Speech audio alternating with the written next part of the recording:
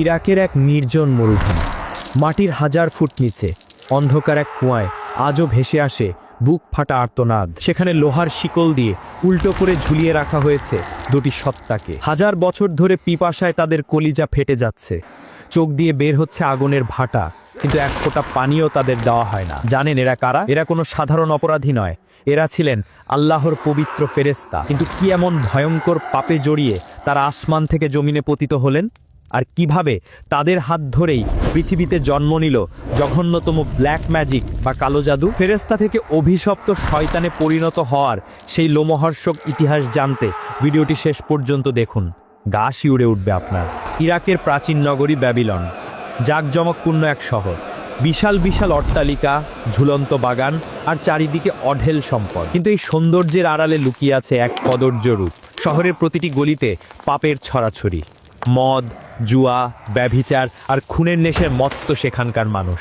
আল্লাহকে ভুলে তারা শয়তানের পূজা করছে। আসমানের উপর থেকে ফেরেশতারা পৃথিবীর এই দৃশ্য দেখছেন, তারা মানুষের এই অনাচার দেখে অবাক হচ্ছেন। তারা আল্লাহর কাছে ফরিয়াদ জানালেন, হে আমাদের রব, এই বনি আদমকে আপনি কত দয়া করেন, কত নিয়ামত দেন, আর বিনিময়ে তারা আপনার নাফরমানি করে, তারা রক্তপাত করে, ব্যভিচার করে, আপনি কেন এদের ধ্বংস করে দেন না? ফেরেশতাদের মনে এক ধরনের পবিত্র অহংকার কাজ করছিল। তারা ভাবছিল, আমরা তো দিনরাত আল্লাহর তাসবিহ পাঠ করি, আমরা তো কখনো পাপ করি না, মানুষ কেন এত খারাপ? তখন আল্লাহ রাব্বুল আলামিন ফেরেশতাদের এক কঠিন বাস্তবতার মুখোমুখি করলেন। তিনি বললেন, হে ফেরেশতারা, তোমরা পাপ করো না, কারণ আমি তোমাদের মধ্যে কুপ্রবৃত্তি, লোভ বা কামভাব দিইনি, কিন্তু মানুষের মধ্যে আমি নফস বা রিপু দিয়েছি। যদি তোমাদের মানুষের মতো লোভ আর কামভাব দিয়ে দুনিয়ায় পাঠাতাম, তবে তোমরাও হয়তো মানুষের মতোই পাপ করতে। ফেরেশতারা সমস্বরে বলে উঠল, না ইয়া রব, আমরা আপনার পবিত্র সত্তা, আমরা কখনোই আপনার নাফরমানি করতাম না। আমাদের যদি মানুষের স্বভাবও দেওয়া হতো, তবুও আমরা আপনার ইবাদতেই মগ্ন থাকতাম। শুরু হলো এক মহাজাগতিক পরীক্ষা। আল্লাহ বললেন, বেশ, তবে তোমাদের মধ্য থেকে এমন দুজনকে বেছে নাও যারা সবচেয়ে বেশি ইবাদত গুজার এবং পরহেজগার। আমি তাদের মানুষের স্বভাব, মানুষের কামনা বাসনা দিয়ে পৃথিবীতে পাঠাবো, দেখব তারা কিভাবে নিজেদের রক্ষা করে। ফেরেশতারা নিজেদের মধ্য থেকে সেরা দুজন ফেরেশতাকে নির্বাচন করলেন।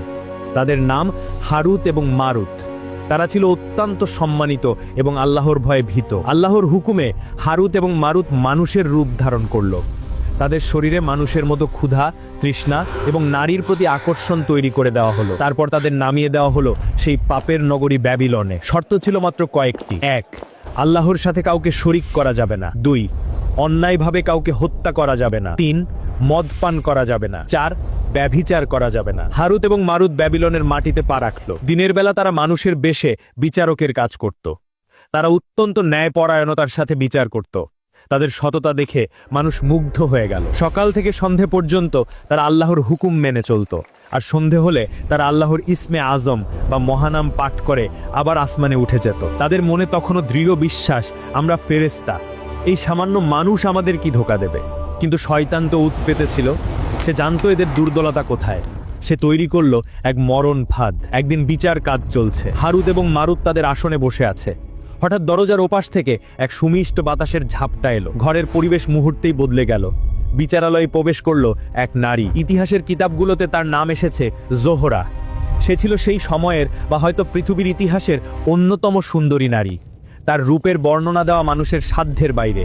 তার চোখ ছিল হরিণের মতো টানা টানা, তার গায়ের রং ছিল দুধে আলতায় মেশানো।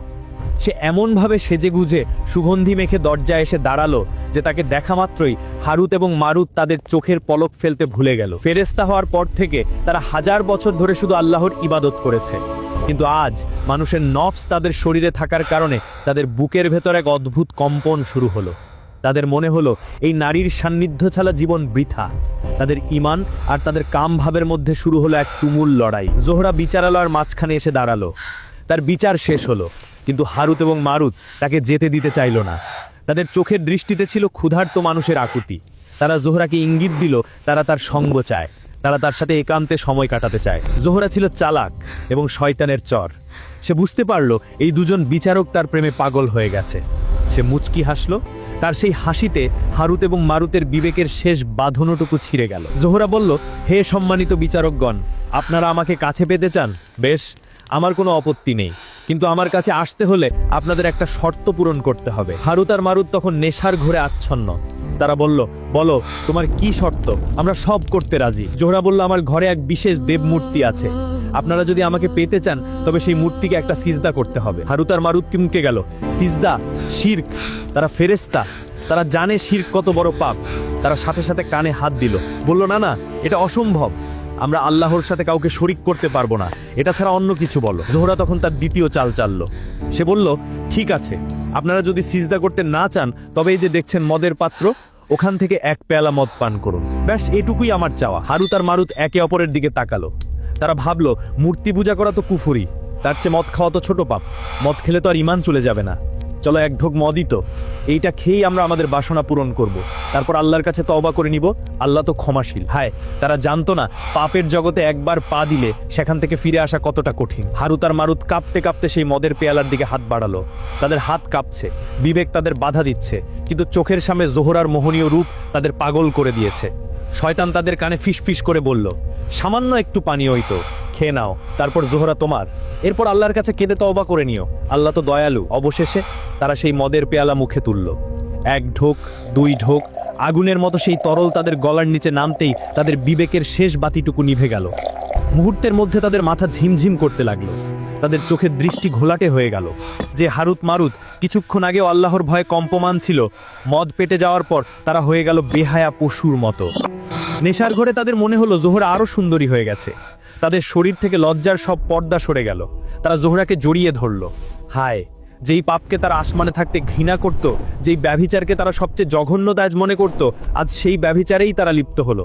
আল্লাহর পবিত্র ফেরেশতা মানুষের রূপ ধরে এক নিষিদ্ধ নারীর সাথে জঘন্যতম পাপে জড়িয়ে পড়ল। কিন্তু পাপ কখনো একা আসে না, পাপ তার সাথে আরো বড় বিপদ নিয়ে আসে। তারা যখন জোহরার সাথে পাপ কাজে লিপ্ত, ঠিক সেই মুহূর্তে ঘরের কোণে একটা শব্দ হলো। হারুত আর মারুত চমকে গেল। তারা তাকিয়ে দেখলো একজন সাধারণ মানুষ, হয়তো কোনো ভিখারি বা পথিক, ভুল করে ওই ঘরে ঢুকে পড়েছে এবং তাদের এই কুকর্ম নিজের চোখে দেখে ফেলেছে। নেশায় বুঁধে থাকা হারুত আর মারুত তখন হিতাহিত জ্ঞান শূন্য। তারা ভাবলো, এই লোক যদি এখান থেকে বের হয়ে যায় তবে তো সারা ব্যাবিলন শহরে আমাদের বদনাম ছড়িয়ে দেবে, সবাই জানবে আমরা জিনা করেছি। না, একে যেতে দেওয়া যাবে না। নেশার জিনা দিয়ে তাদের করিয়ে নিল তৃতীয় পাপ। তারা দুজন মিলে ওই নিরপরাধ মানুষটার উপর ঝাঁপিয়ে পড়লো। লোকটা বাঁচার জন্য চিৎকার করলো, কিন্তু শক্তিশালী হারুত আর মারুতের সামনে সে টিকতে পারলো না।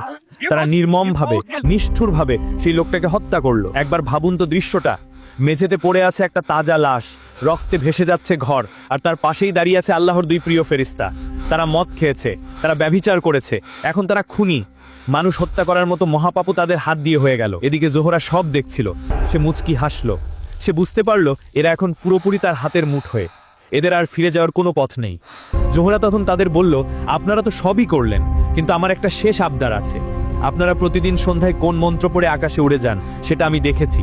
আমি জানি আপনাদের কাছে সেই গোপন নাম, আল্লাহর সেই ইসমে আজম আছে যা পড়লে আকাশে ওড়া যায়। আমাকে সেই নামটা শিখিয়ে দিন। হারুত আর মারুত তখন পাপের সাগরে হাবুডুবু খাচ্ছে, তাদের বিচার বুদ্ধি লোপ পেয়েছে। জোহরার আবদার মেটাতে তারা বিনা বাক্যে ব্যয়ে আল্লাহর সেই গোপন রহস্য, সেই পবিত্র ইসমে আজম জোহরাকে শিখিয়ে দিল। জোহরা তো এটাই চাচ্ছিল। মন্ত্রটা শেখা মাত্রই জোহরা সেটা পাঠ করলো, আর সাথে সাথে হারুত এবং মারুতের চোখের সামনে দিয়ে জোহরা শূন্যে ভেসে উঠল এবং আকাশে মিলিয়ে গেল। কিছুক্ষণ পর হারুত এবং মারুতের নেশা কাটতে শুরু করলো। ভোরের আলো ফুটল, তাদের মাথা থেকে মদের প্রভাব সরে গেল। তারা চোখ মেলে তাকালো, চারপাশে তাকাতেই তাদের কলিজা শুকিয়ে গেল। তারা দেখলো তাদের পাশে পড়ে আছে একটা রক্তাক্ত লাশ, তাদের শরীরে লেগে আছে পাপের চিহ্ন। তাদের মনে পড়ে গেল গত রাতের সব স্মৃতি। তারা মদ খেয়েছে, তারা জিনা করেছে, তারা মানুষ খুন করেছে। ভয়ে এবং লজ্জায় তারা চিৎকার করে উঠল। তারা ভাবলো, আমরা এই কি করলাম? হায়, আমরা তো ধ্বংস হয়ে গেছি। তারা দ্রুত সেই জায়গা থেকে পালানোর চেষ্টা করলো। তারা চাইলো তাদের সেই পবিত্র মন্ত্র ইসমে আজম পড়ে আবার আকাশে উঠে যেতে, আল্লাহর কাছে ক্ষমা চাইতে। তারা মন্ত্রটা পড়ার চেষ্টা করলো, কিন্তু হায়, তাদের মুখ দিয়ে কোনো শব্দ বের হলো না। আল্লাহ তাদের স্মৃতি থেকে সেই পবিত্র নাম মুছে দিয়েছেন। তারা ওড়ার জন্য ডানায় ভর দেওয়ার চেষ্টা করলো, কিন্তু তাদের ডানা আর নড়ল না। তারা বুঝলো আসমানের দরজা তাদের জন্য চিরকালের জন্য বন্ধ হয়ে গেছে। তারা এখন আর ফেরেশতা নয়, তারা এখন অভিশপ্ত কয়েদি। ঠিক তখনই আসমান থেকে ফেরেশতাদের কান্নার আওয়াজ শোনা গেল। আসমানে থাকা ফেরেশতারা যারা আগে মানুষের নিয়ে কটূক্তি করেছিল, তারা হারুত আর মারুতের এই পতন দেখে ভয়ে কাঁপতে লাগলো। তারা আল্লাহর কাছে সেজদায় লুটিয়ে পড়ে বলল, হে আল্লাহ, আপনিই মহাজ্ঞানী, আপনি যা জানেন আমরা তা জানি না। মানুষের নফস বা কুপ্রবৃত্তি সত্যি এক ভয়ঙ্কর পরীক্ষা, আমাদের ক্ষমা করুন। হারুত এবং মারুত মাটির দিকে তাকিয়ে অঝরে কাঁদতে লাগলো, কিন্তু তখন আর কান্নায় কোনো কাজ হবে না। আল্লাহর পক্ষ থেকে ওহী এলো, তোমরা আমার পরীক্ষায় ফেল করেছো, এখন তোমাদের শাস্তি পেতে হবে। তবে আমি তোমাদের একটা সুযোগ দিচ্ছি, তোমরা বেছে নাও, তোমরা কি দুনিয়ার শাস্তি চাও নাকি আখেরাতের বা পরকালের শাস্তি চাও। আসমান থেকে আসা সেই কঠিন প্রশ্নের মুখে হারুত এবং মারুত থমকে গেল। তাদের সামনে দুটি পথ খোলা। এক, দুনিয়ার শাস্তি, যা অত্যন্ত যন্ত্রণাদায়ক কিন্তু তার একটা শেষ আছে। দুই, আখিরাতের শাস্তি, অর্থাৎ জাহান্নামের আগুন, যার কোনো শেষ নেই। তারা একে অপরের দিকে তাকালো, তাদের চোখ দিয়ে তখনও অনুতাপের পানি ঝরছে। তারা ভাবল, দুনিয়ার কষ্ট যতই ভয়ানক হোক, কিয়ামতের দিন তো তা শেষ হয়ে যাবে, কিন্তু আল্লাহর ক্রোধ নিয়ে অনন্তকাল জাহান্নামে জ্বলার ক্ষমতা আমাদের নেই। তাই তারা কাঁপতে কাঁপতে আকাশের দিকে তাকিয়ে বলল, হে আমাদের রব, আমরা দুনিয়ার আযাবই মাথা পেতে নিচ্ছি। আমরা দুনিয়াতেই আমাদের পাপের প্রায়শ্চিত্ত করতে চাই, যাতে কিয়ামতের দিন আপনার দয়া পেতে পারি। আল্লাহ তাদের ফয়সালা কবুল করলেন। এরপর আসমান থেকে ফেরেশতারা নেমে এলো। যেই হারুত মারুতকে ফেরেশতারা একদিন সম্মান করত, আজ তাদের পায়ে পরানো হলো বিশাল ও ভারী লোহার শিকল। তাদের ডানাগুলো আগেই অকেজো হয়ে গিয়েছিল। ফেরেশতারা তাদের টেনে হিচড়ে নিয়ে গেল ইরাকের সেই ব্যাবিলন শহরের এক নির্জন প্রান্তে। সেখানে মাটির গভীরে অন্ধকার এক কুয়া খনন করা হলো। সেই কুয়ার ভেতর তাদের দুজনকে মাথার নিচে এবং পা উপরে দিয়ে, অর্থাৎ উল্টো করে ঝুলিয়ে দেওয়া হলো। ভাবুন সেই শাস্তির ভয়াবহতা। তাদের চোখের পাপড়িগুলো কেটে ফেলা হলো যাতে তারা চোখ বন্ধ করতে না পারে। তাদের সামনে আগুনের কুণ্ডলি বা ধোঁয়া রাখা হলো, যা তাদের চোখে জ্বালা ধরায়। পিপাসায় তাদের জিভ বেরিয়ে আসে, বুক ফেটে যায়, কিন্তু এক ফোঁটা পানিও তাদের দেওয়া হয় না। কিয়ামত পর্যন্ত, সিংগায় ফু দেওয়ার আগ পর্যন্ত তারা এভাবেই ঝুলতে থাকবে। কিন্তু গল্পটি এখানেই শেষ নয়। তাদের শাস্তির সাথে সাথে আল্লাহ মানবজাতির জন্য এক নতুন পরীক্ষাও জুড়ে দিলেন। সেই কুয়াটি হয়ে উঠল এক রহস্যময় স্থান। শয়তান মানুষের কানে কানে রটিয়ে দিল যে ওই কুয়ার ভেতরে দুই ফেরেশতা আছে, যারা এমন গোপন মন্ত্র জানে, যা শিখলে তোমরা যা খুশি তাই করতে পারবে। তোমরা মানুষকে বশ করতে পারবে, কাউকে ধ্বংস করতে পারবে। লোভী মানুষেরা দলে দলে সেই কুয়ার কাছে যেতে শুরু করলো। তারা হারুত এবং মারুতের কাছে গিয়ে বলতো, আমাদের সেই গোপন বিদ্যা শিখিয়ে দাও, আমাদের জাদু শিখিয়ে দাও। তখন হারুত এবং মারুত তখনও তাদের ভালো সত্তা হারায়নি। কেউ যখন জাদুর লোভে তাদের কাছে যেত, তারা শিকলবন্দি অবস্থায় চিৎকার করে বলতো, হে মানুষ, সাবধান, আল্লাহর ওয়াস্তে ফিরে যাও। আমরা হলাম আল্লাহর পক্ষ থেকে তোমাদের জন্য একটা পরীক্ষা বা ফিতনা। আমরা যা জানি তা শিখলে তোমার ঈমান থাকবে না, তুমি কাফের হয়ে যাবে। খবরদার, কুফরি করো না। কিন্তু মানুষের নফস তো বড় লোভী। তারা আসতো, তারা বলতো, আমরা জাহান্নামে যেতে রাজি, তবু আমাদের জাদু শেখাও। আমরা আমাদের শত্রুকে ধ্বংস করতে চাই, আমরা অমুক নারীকে বশ করতে চাই। যখন মানুষ কিছুতেই শুনতো না, তখন হারুত মারুত বাধ্য হয়ে তাদের সেই গোপন জাদুর মন্ত্র শিখিয়ে দিত। আর সেই জাদু কি ছিল? আল্লাহ কোরআনে বিশেষভাবে উল্লেখ করেছেন, তারা তাদের কাছ থেকে এমন জাদু শিখত যা দিয়ে স্বামী এবং স্ত্রীর মধ্যে বিচ্ছেদ ঘটানো যায়। চিন্তা করুন, শয়তানের সবচেয়ে প্রিয় কাজ হলো স্বামী স্ত্রীর সংসার ভাঙা। আর এই জঘন্য বিদ্যার উৎপত্তি হয়েছিল সেই ব্যাবিলনের কুয়া থেকে। মানুষ সেখান থেকে ব্ল্যাক ম্যাজিক বা কালো জাদু শিখে সমাজে ছড়িয়ে দিল। এভাবেই পৃথিবীতে জাদুর বিস্তার ঘটল। আজ হাজার হাজার বছর পার হয়ে গেছে। বিশ্বাস করা হয় ইরাকের কোনো এক অজানা মরুপ্রান্তরের মাটির নিচে সেই কুয়ার ভেতরে হারুত মারুত আজও উল্টো হয়ে ঝুলে আছে। তারা প্রতিটি মুহূর্তে আল্লাহর শাস্তির স্বাদ ভোগ করছে। তারা অপেক্ষা করছে কিয়ামতের সেই দিনের, যেদিন তাদের এই কষ্টের অবসান হবে। এই ঘটনাটি আমাদের জন্য এক বিশাল সতর্কবার্তা। প্রথমত, পাপের প্রতি ঘৃণা। ফেরেশতা হয়েও তারা নারী এবং মদের ধোঁকায় পড়েছিল। আমরা তো মাটির মানুষ, তাই কখনো নিজেকে নিয়ে অহংকার করা উচিত নয়। সবসময় আল্লাহর কাছে শয়তানের ধোঁকা থেকে পানাহ চাইতে হবে। দ্বিতীয়ত, জাদুর ভয়াবহতা। জাদু সত্য, কিন্তু জাদু করা এবং জাদু বিশ্বাস করা দুটোই কুফরি। যারা জাদু করে পাছে যায়, যারা তাবিজ কবজ দিয়ে মানুষের ক্ষতি করতে চায়, কিংবা স্বামী স্ত্রীর মধ্যে ঝগড়া লাগাতে চায়, তারা আসলে হারুত মারুতের শেখানো সেই কুফরি পথই অনুসরণ করছে। এদের ঠিকানা জাহান্নাম। মনে রাখবেন, জাদুকর আপনার ক্ষতি করতে পারে, কিন্তু আল্লাহর হুকুম ছাড়া গাছের একটা পাতাও নড়ে না। তাই জাদুর ভয় না পেয়ে আল্লাহর ওপর ভরসা রাখুন। ভিডিওটি শেষ করার আগে আসুন আমরা সবাই মিলে একবার পড়ি, আউযু বিল্লাহি মিনাশ শাইতানির রাজিম। হে আল্লাহ, আমরা সব ধরনের জাদু, টোনা এবং শয়তানের কুমন্ত্রণা থেকে তোমার কাছে আশ্রয় চাই। আমাদের ঈমানকে তুমি হেফাজত করো। আজ আপনার একটা শেয়ারের কারণে হয়তো কোনো এক ভাই বা বোন এই ভয়ঙ্কর গুনাহ সম্পর্কে জানতে পারবেন। হয়তো কোনো এক বিপদগামী মানুষ জাদুর পথ ছেড়ে তওবা করে ফিরে আসবেন। ভাবুন তো, কিয়ামতের দিন এই ছোট্ট আমলটাই হয়তো আপনার নাজাতের ওসিলা হয়ে যাবে। তাই সওয়াবের আশায় দিন প্রচারের সাথে ভিডিওটি এখনই শেয়ার করে দিন। আল্লাহর প্রতি ভালোবাসা আর ভয় যদি আপনার অন্তরে থাকে তবে ভিডিওটিতে একটি লাইক দিতে ভুলবেন না। ইনশাআল্লাহ দেখা হবে পরের ভিডিওতে। আল্লাহ আমাদের সবাইকে সব ধরনের শিরক এবং জাদু থেকে হেফাজত করুন। আমিন।